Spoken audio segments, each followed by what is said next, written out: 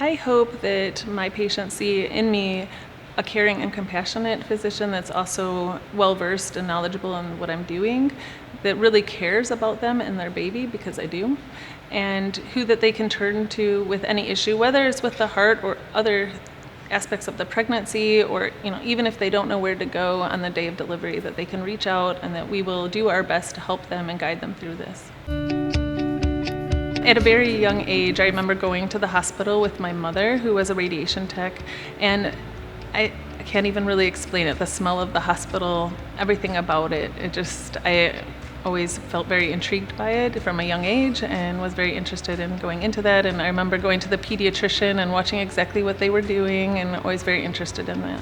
I draw from remembering how I was in my pregnancy and how anxious I was. It was during my residency training for my first and during fellowship for my second. And although I had 2 healthy pregnancies, it's just a very nerve-wracking time, and I definitely draw from that and remember that when I'm with these families, especially when they're hearing there's a concern, and really trying to take the time to make sure that they understand in terms that they can what's going on and what we're going to do about it.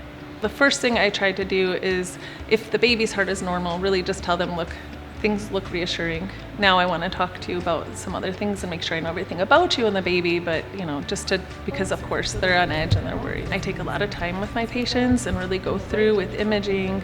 I draw pictures and talk about what this means for the baby and what we're going to do to help them through it. When I'm on my own reading an echocardiogram, I spend that extra time looking at it, making sure that it's done to the quality that I would want my child's echocardiogram to be read at. The reason why I have the job that I do is because there is so much that we can offer these children, and advancements are coming every day, and it's our job to give each child as much quality and quantity of life that we can.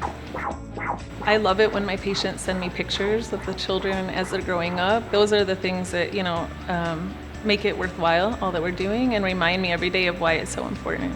That's actually a really beautiful one.